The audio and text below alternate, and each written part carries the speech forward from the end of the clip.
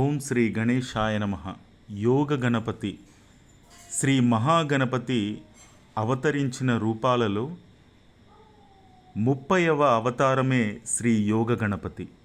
ఈ గణేశుడు మంత్రజపముతో ధ్యానములో పూర్తిగా లీనమై ఉన్నప్పుడు తన 2 మోకాళ్లకు పట్టీలు కట్టి యోగ భంగిమలో ఉంటూ ఉదయించే సూర్యునిలా అద్భుతంగా దర్శనమిస్తూ ఆహ్లాదకరమైన నీలం రంగును కలిగి తన ప్రధాన కుడి చేతితో రుద్రాక్షమాలను, ఎడమ చేతిలో యోగా సిబ్బంది ఒక చేత పామును మరియు చెరుకు కొమ్మను ధరించి శివపార్వతుల ముద్దుబిడ్డడై ఆశీషులు అందించే దయామూర్తియే యోగ గణేశమూర్తి.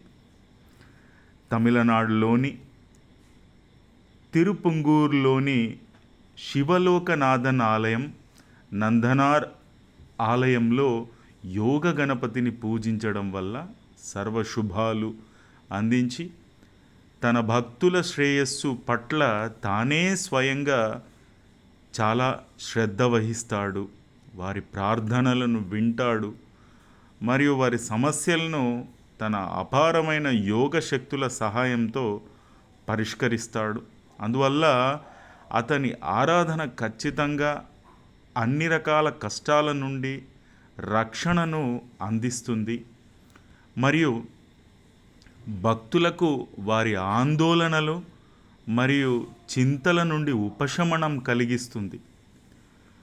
యోగ గణపతి మంత్రం: యోగారూఢో యోగా పట్టాభిరామో బాలార్కభశ్చేందు నీలాంశుకాద్యాః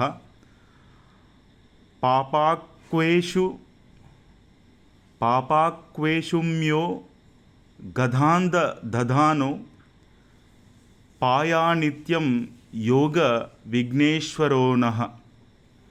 గణేశ భక్తులు ఈ పవిత్ర మంత్రాన్ని భక్తితో పఠించి యోగ గణపతిని ప్రసన్నం చేసుకొని వారి అనుగ్రహాన్ని పొందాలని ముద్గల పురాణం చెబుతుంది.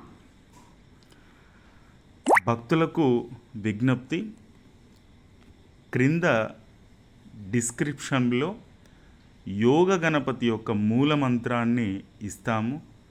అది స్క్రీన్ షాట్ తీసుకొని చక్కగా పఠనం చేయండి.